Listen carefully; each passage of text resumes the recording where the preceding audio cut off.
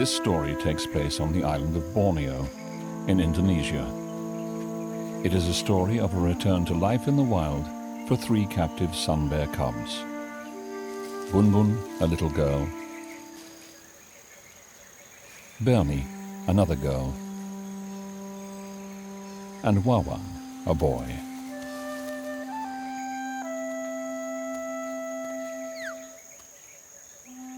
Three orphans that I took under my care, accompanied and filmed. Sometimes I filmed myself with the bears to capture the bliss we were living.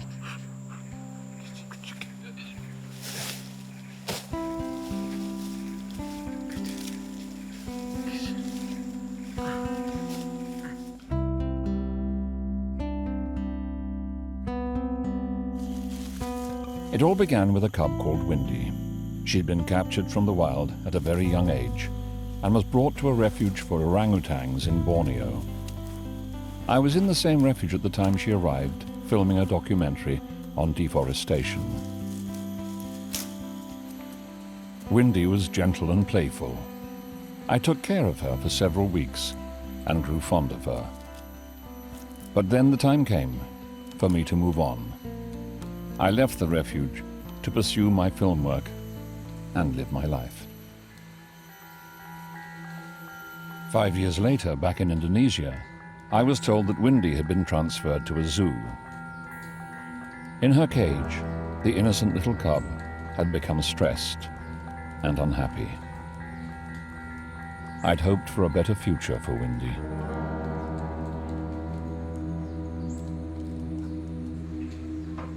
Like so many bears, she had been imprisoned since her childhood. Like so many bears, she will never climb a tree, never feel the soft forest floor under her feet, never even smell the scents of the forest.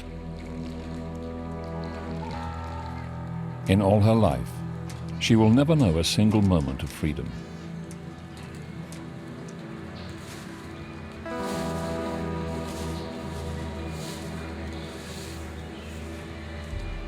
Sun bears are born to live in large areas of tropical rainforest. When deprived of everything, some break down and lose their minds.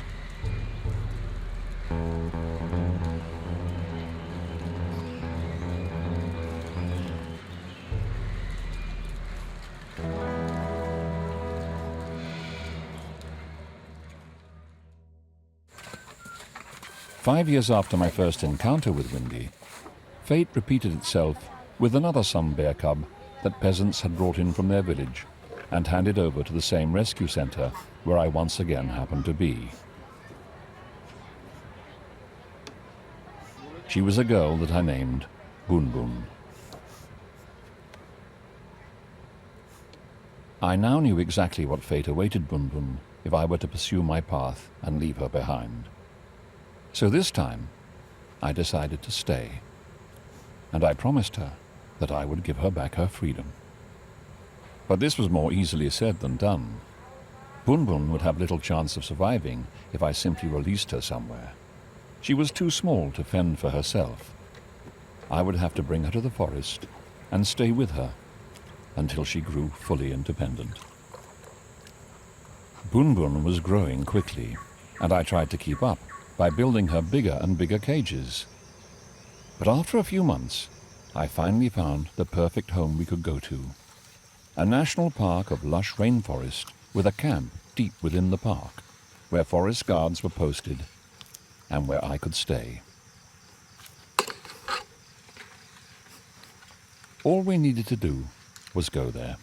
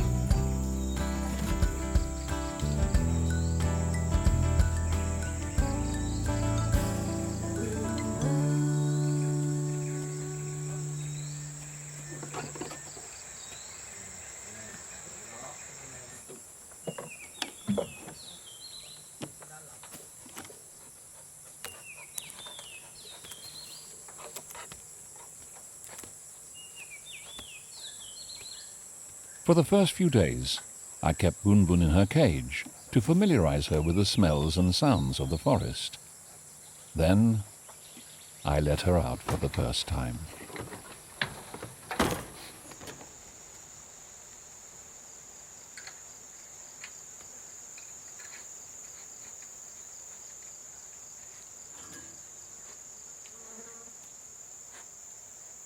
Bun Bun was born in the forest, but she'd spent her childhood in cages.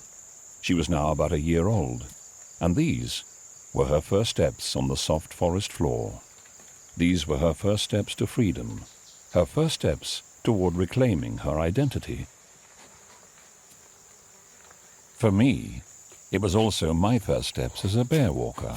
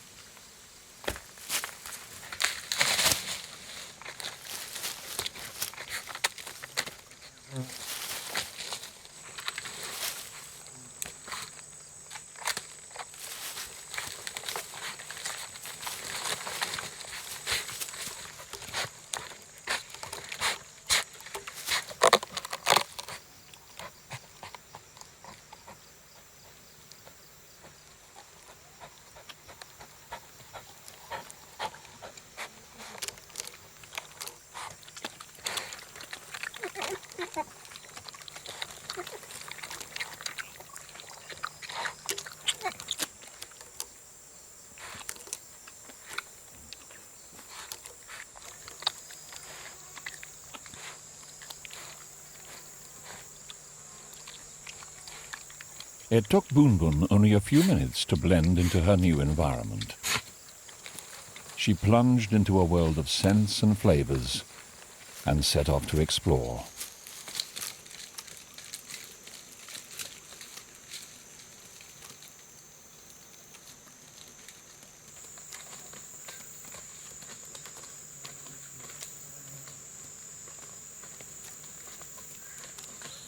For Bun Bun, everything was both new and familiar. She was discovering the forest, or rather, rediscovering the forest. She was finding her world and its inhabitants. She was becoming a bear again.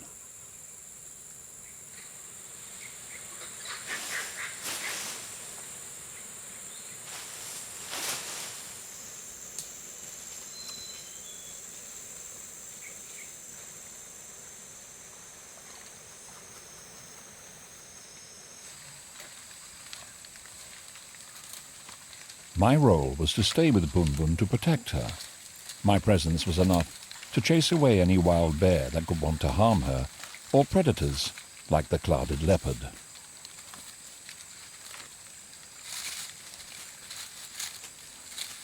Bun Bun let herself be guided by the smells of the forest, but she never wandered too far, as my presence reassured her. Normally, sun bear cubs stay with their mother until they're about 2 years old, at which point they slowly establish independence. Bun Bun stayed by me like she would have done with her own mum.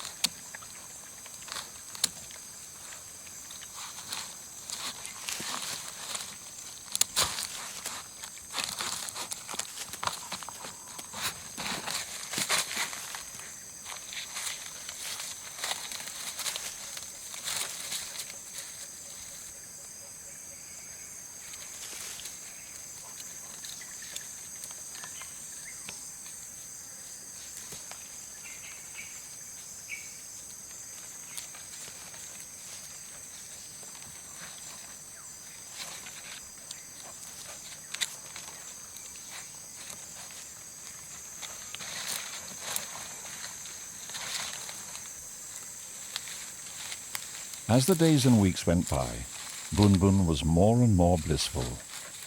Her expressions, the way she moved her lips, the way she held her head, said a lot about the happiness she was experiencing.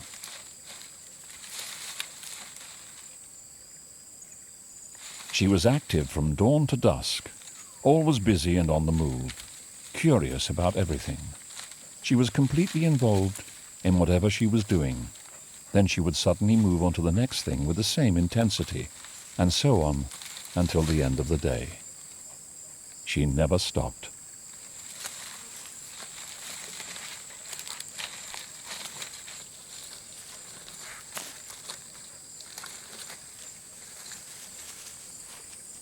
Despite her many discoveries during the day, Bun Bun was not able to satisfy her appetite. And every late afternoon, driven by hunger, she would gladly go back to camp and into her cage, where food awaited her.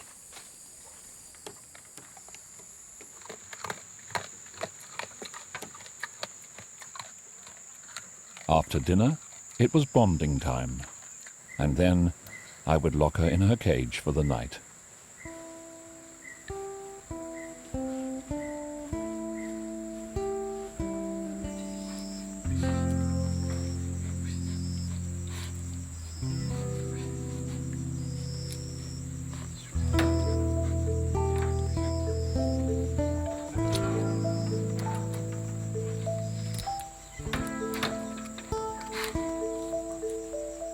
I too had my quarters for the night that I shared with some friends. I had a roof, food and water. I needed nothing else. There in the forest, I was living the happiest days of my life.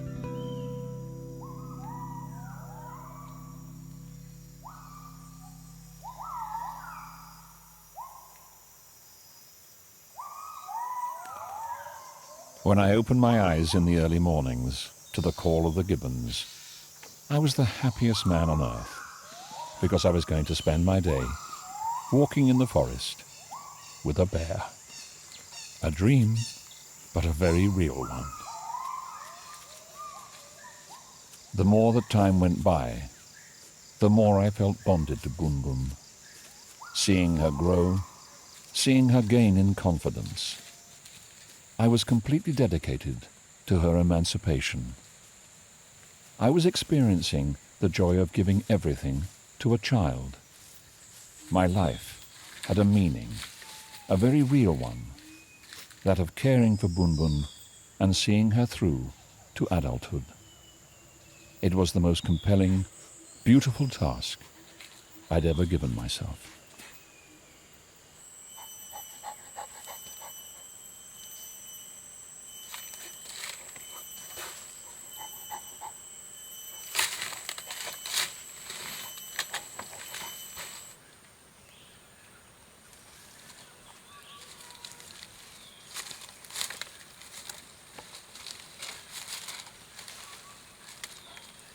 Each day spent in the forest was a victory for us.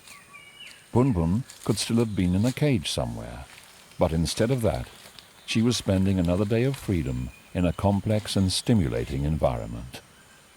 Her blossoming was my happiness.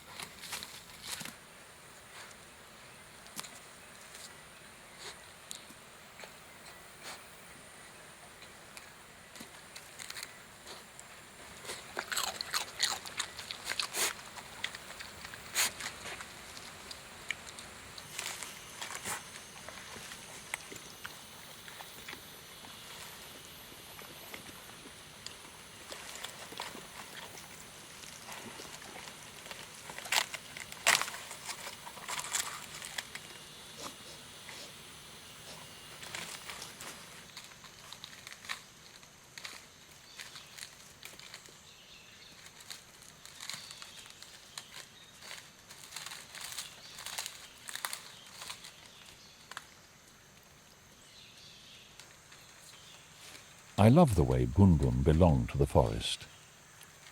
They were both made for one another. They were both in perfect harmony. The forest made Bunbun's beauty come out, wrapping her in bliss.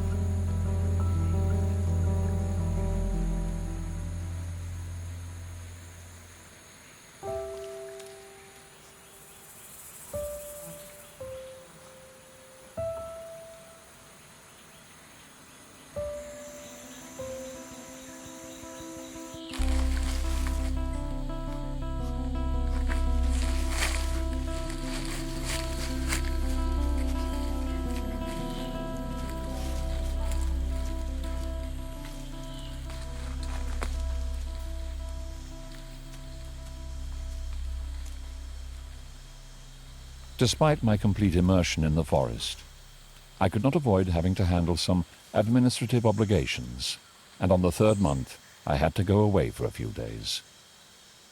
I left Bunbun under the care of my friends at the camp. They were good with animals, and I knew that she trusted them. I'd suggested that they let Bunbun out of her cage during my absence. I was confident that she would stay in the vicinity and would come back for supper in the evenings, like she'd done every day. But Bunbun went away and did not return. I hurried back to the site. I went out looking for her day after day, week after week. I called her name everywhere in the forest, but my worry and my tears did not make any difference. Bunbun had vanished. I fear that in my absence, Bunbun had felt abandoned and had gone off looking for me. But she was not yet fully independent. She should have come back to the camp when she got hungry. In her quest for food, she might have gone toward human settlements, where she could have been captured or killed. So I continued my search for Bunbun in the villages bordering the forest. I met many lives, stolen away, taken hostage, even other sun bears, but it was never her. I had lost Bunbun, but they had lost everything.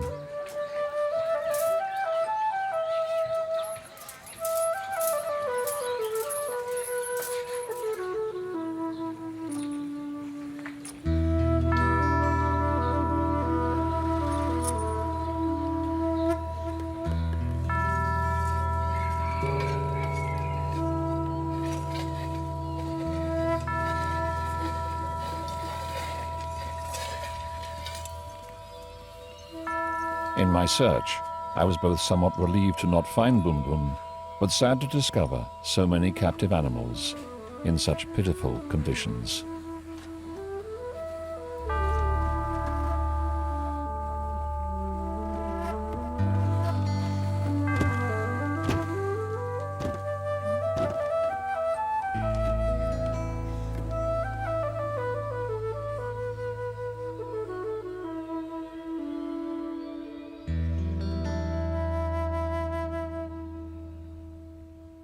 I did not find Bunbun, but I discovered Bernie, a small female cub only a few months old. She was a victim of the illegal animal trade, confiscated by authorities and placed in a rescue center.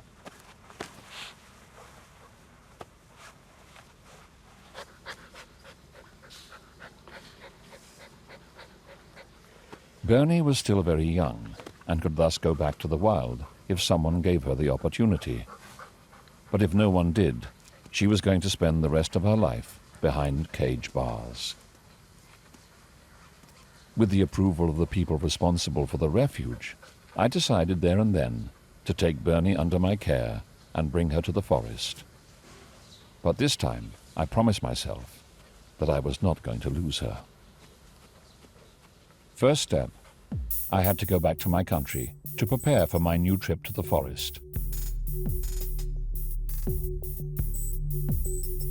I decided to equip Bernie with an implant placed in the abdominal cavity. This tracking device would emit a radio signal over a 300-yard radius for 3 years. Thanks to the implant, I would be able to find Bernie wherever she hid.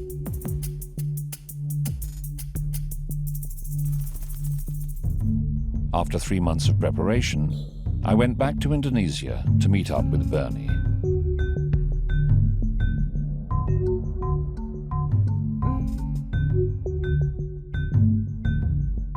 When I got to the rescue center, another sun bear cub had arrived, a boy called Wawang.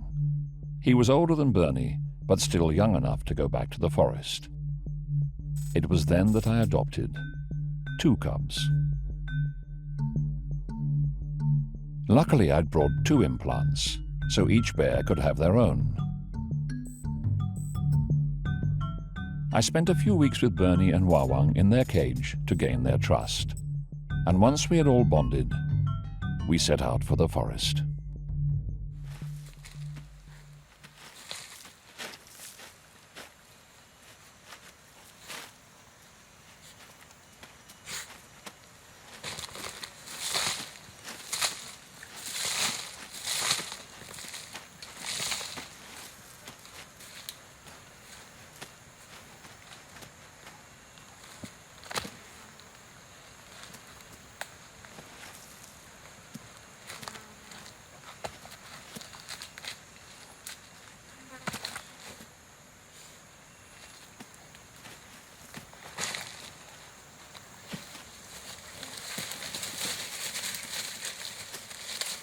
At first, I was worried about caring alone for 2 cubs at once.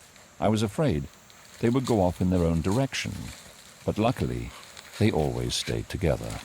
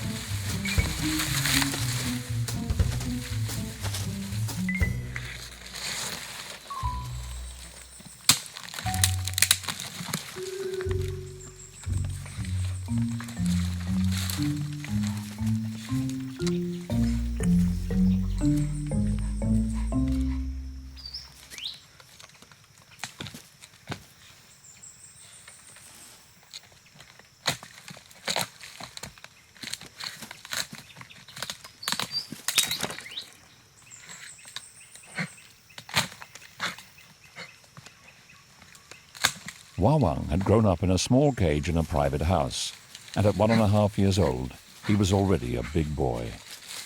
He was so happy to be in the forest, he just wanted to play from morning to evening. When Bernie let him understand that she'd had enough, he went off to play on his own. The forest for Wawang was like a huge playground. He was always so joyful. I called him Mr. Happy.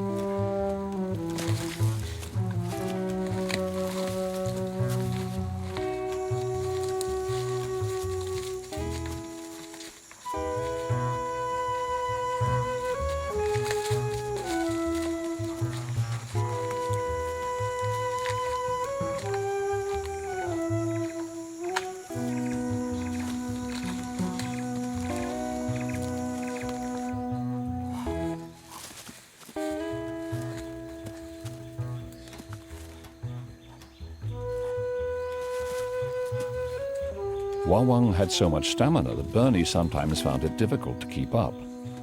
Still at an age of cuddles, she was no match for her brother's boisterous energy. Despite her young age, she had a strong personality, and she knew exactly what she wanted. She was more serious and mature than her older brother. Of us three, it was almost always Bernie who decided what we did next. Bernie would lead the way, Wawang would follow her, and I would follow Wawang. We were a strange party in the forest, a rather peculiar family.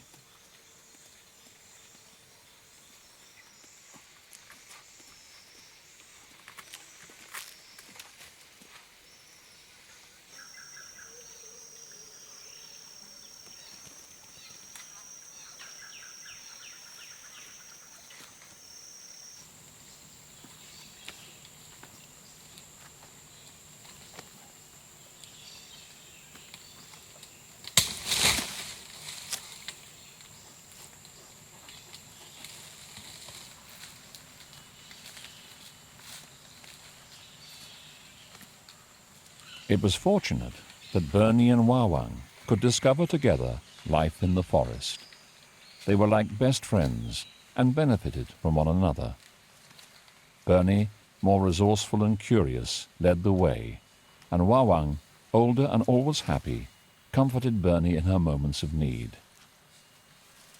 Bernie was still so little, she probably missed her mother.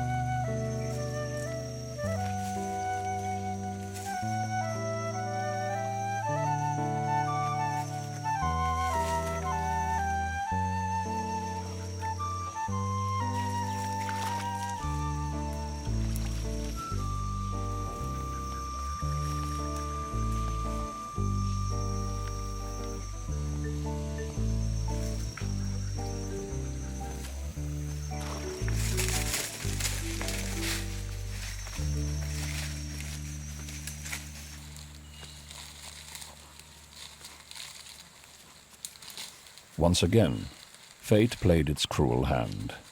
After just 6 weeks, our blissful existence came to a violent end.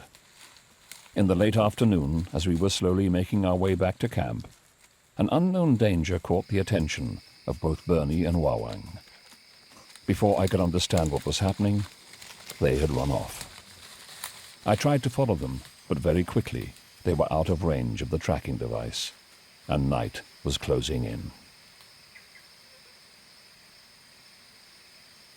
I decided to wait for them at camp, feeling fairly confident that they'd return at night. But neither of them came back. The next morning, I managed to catch their radio signal and followed it to Wawang's body, lifeless. I could see from his wounds that he'd been killed in a fight with another bear. Bernie was alive, but hiding. She'd taken refuge in a tree and was too scared to come down. I buried Wawang's body and tried my best to comfort Bernie.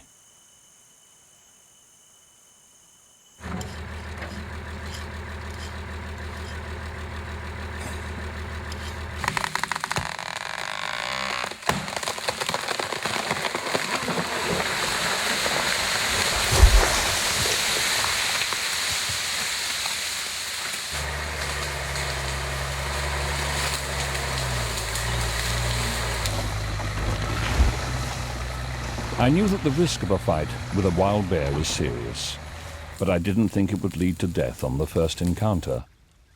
I knew I couldn't blame the bear who had killed Wawang. For most animals of the forest, life is very hard. Deforestation is everywhere, and those who manage to survive find themselves in small pockets of forest, competing for the same resources. The bear who killed Wawang was just fighting for his own survival.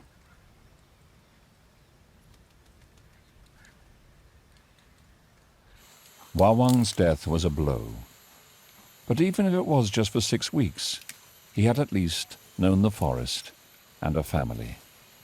With Bernie and me, Wawang had no doubt spent the happiest days of his life.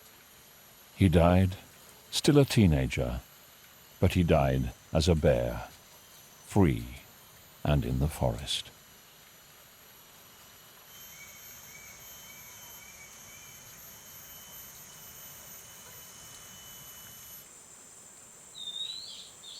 After Wawang's death, Bernie grew closer to me and I to her. We both, each in our own way, grieved Wawang. Our dear friend had died under the claws of a wild bear, but Bernie had been spared. She had just gone through a traumatic experience, but she was alive and now better prepared for her future encounters with other bears. And I was there for her more than ever.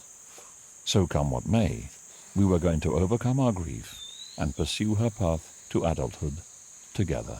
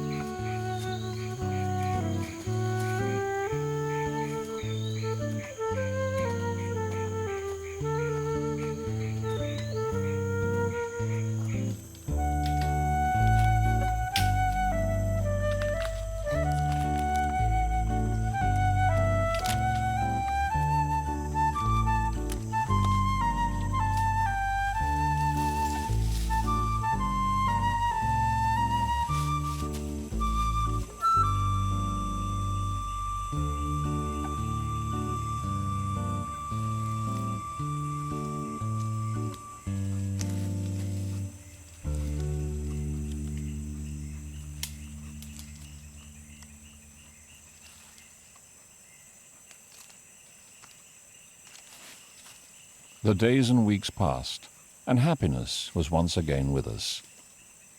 In the late afternoons, Bernie would still go back to camp for supper, but I didn't lock her in at night anymore. The door of her cage was left open, and Bernie chose to sleep wherever she pleased.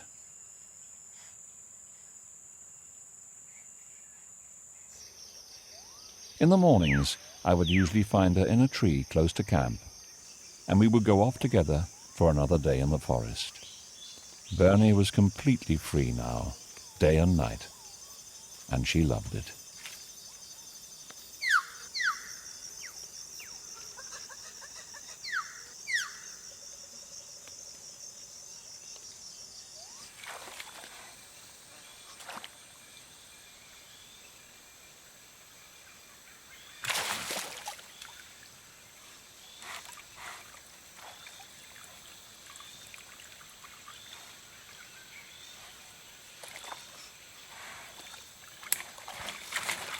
The more time went by, the larger Bernie grew, the harder it was for me to follow her.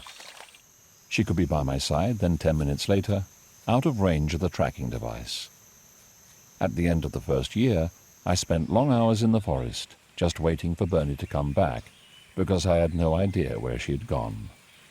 However, I was never truly alone.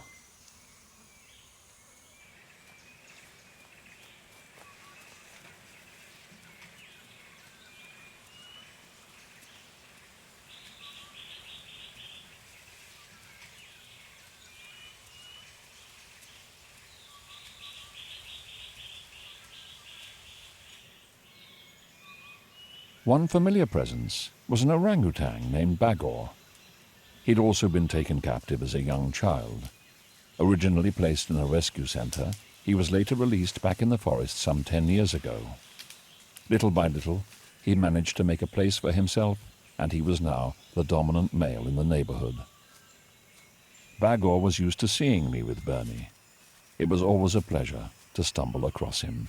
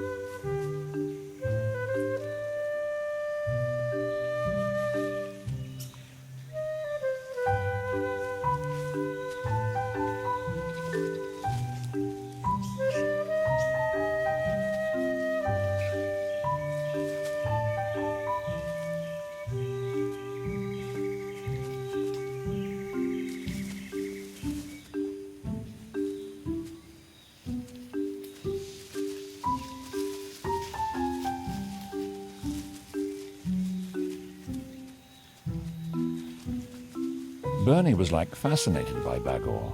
It was always her who went to him, who invited him to play or teased him. And Bagor was always benevolent with Bernie. As a dominant male, he was mostly alone and feared by the other orangutans. So I think he was quite amused by Bernie's company.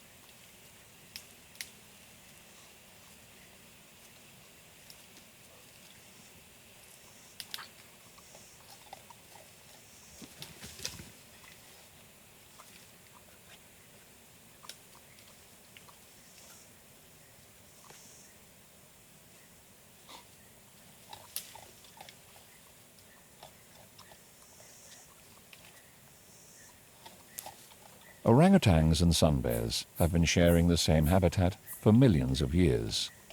Their history is not one of predator and prey, but one of peaceful cohabitation.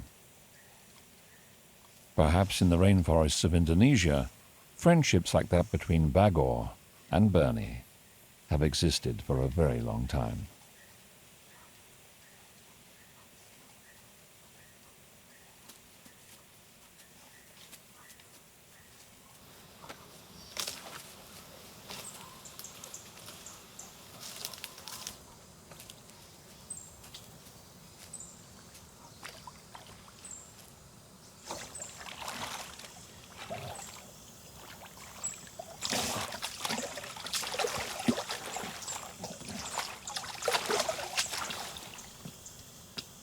Time went by, and Bernie became increasingly independent.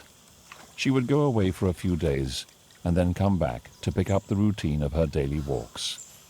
At the end, her outings could last up to 3 weeks. Bernie could now find enough food to sustain herself. She was living her own adventures, taking her own decisions out there in the forest. She was leading her bear life in the world she belonged to. As for me, I didn't try to follow her or look for her in the forest anymore. I just waited for her at camp. Bernie didn't need me anymore, but she did come back every now and then. Her visits always began with a hearty meal. Then she liked to stay for a while and share with me a moment of tenderness.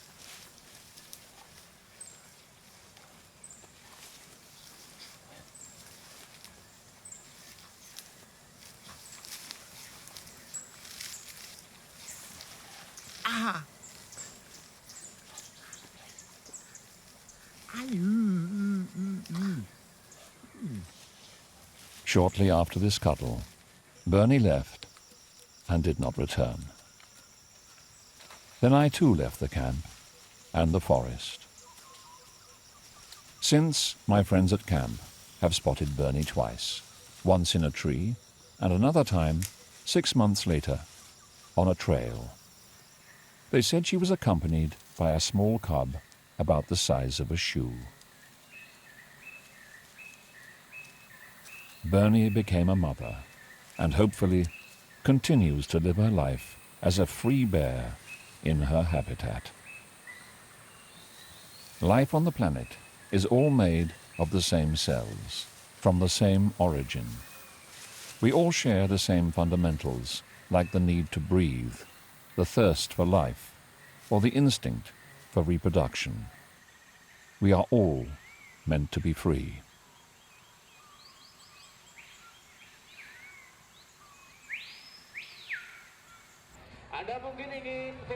Today, we do not tolerate slavery, and we proclaim that all human beings are born free and equal in rights and dignity.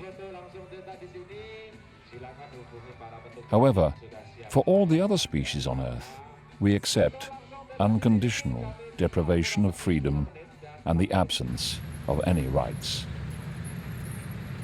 Time has come to have the nobility to acknowledge for all wildlife the fundamental right to a free and dignified life.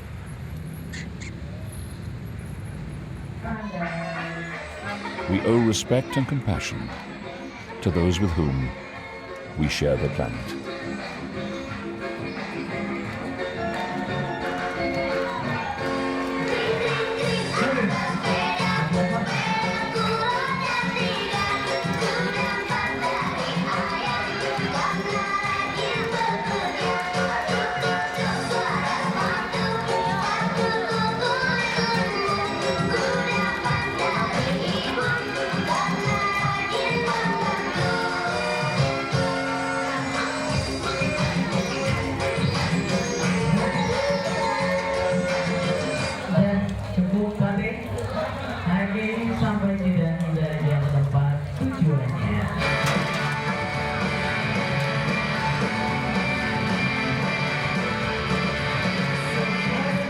Dari ke tempat tujuan, kita memacu karena masih